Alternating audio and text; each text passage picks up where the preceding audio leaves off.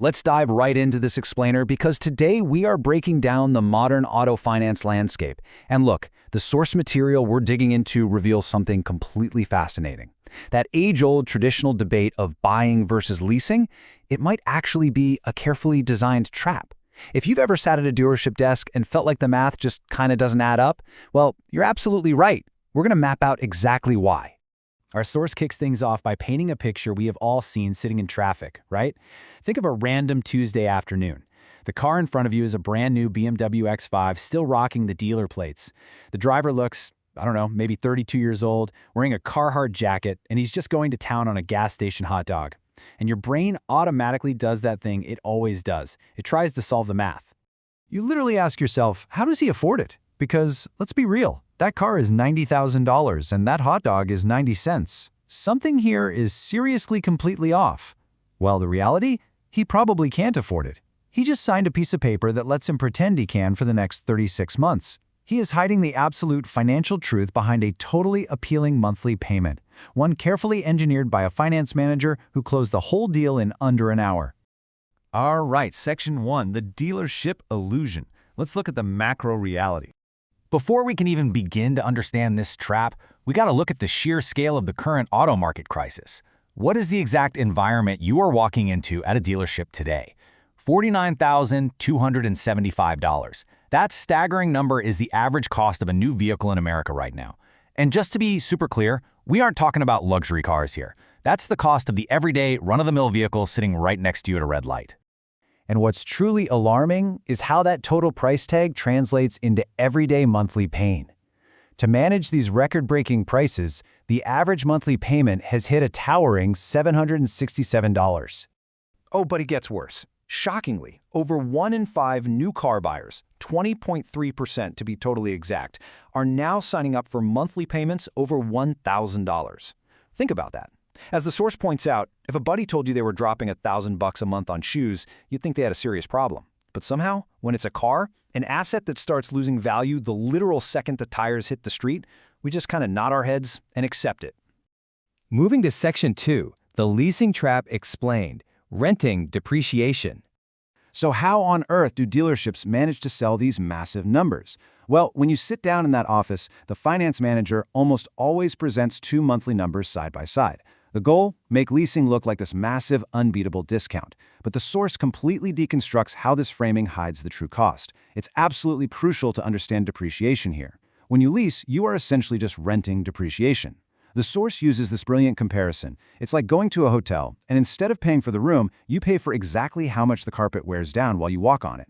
If a car loses 19 grand in value over 3 years, you pay that exact difference plus financing plus taxes plus fees. You burn through thousands, and at the end, you hand back the keys with absolutely zero equity. And this perfectly captures what our source calls the Dave illusion. Imagine a guy named Dave.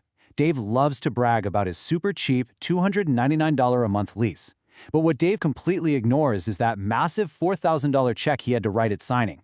Once you actually factor that in, his real cost is over $410 a month. Add in the severe financial penalties waiting for Dave if he goes over his strict 12,000-mile limit or gets a tiny chip in his windshield, and that cheap lease turns into a horror movie sequel nobody asked for. Section 3, the long loan problem. Buying is a trap. Okay, so if leasing is this big trap, buying has to be the safe, traditional alternative, right? Actually, no. The data reveals that the way modern Americans are buying cars is functionally just as damaging as leasing. Get this, the average new car loan has ballooned to almost 6 years, 68.94 months. Even crazier, 20% of loans are now stretching out to 84 months. That's 7 full years. Let that sink in for a second.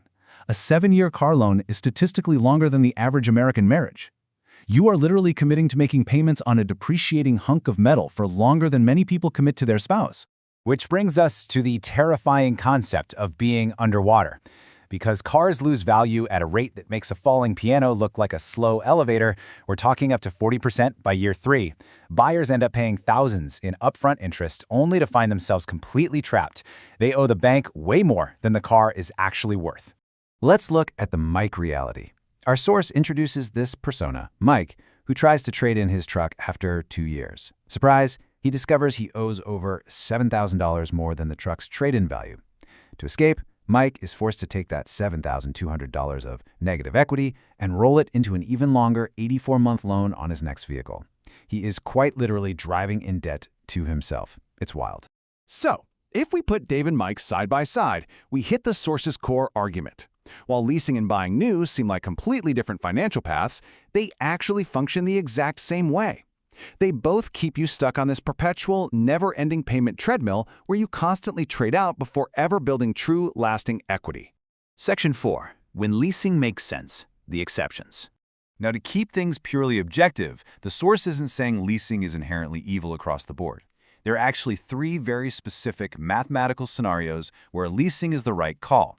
Exception 1, you're a business owner using the car for work, and the tax write-offs on the lease speed standard ownership deductions. Exception 2, you're driving a super high-end luxury car, like a BMW 7 Series, that loses over 70% of its value in 5 years, and you need the dealership to eat that massive depreciation cliff instead of you. Or Exception 3, you've just decided that having a brand new car every 3 years is a strict lifestyle choice, and you are 100% perfectly at peace with the terrible financial math. Section 5. The wealth building play. Breaking the cycle. But hey, for absolutely everyone else who doesn't fit into those 3 categories, the source outlines a specific mathematical strategy to minimize your transportation costs and stop draining your wealth. Here's the winning play. Step 1. Buy a 2 to 3-year-old version of the car you actually want. Step 2. Finance it on a short 48-month loan. Step 3. Keep it for 5 or more additional payment-free years. Think about what you're doing here. By buying used, you are letting the original owner pay the massive $18,000 depreciation fee.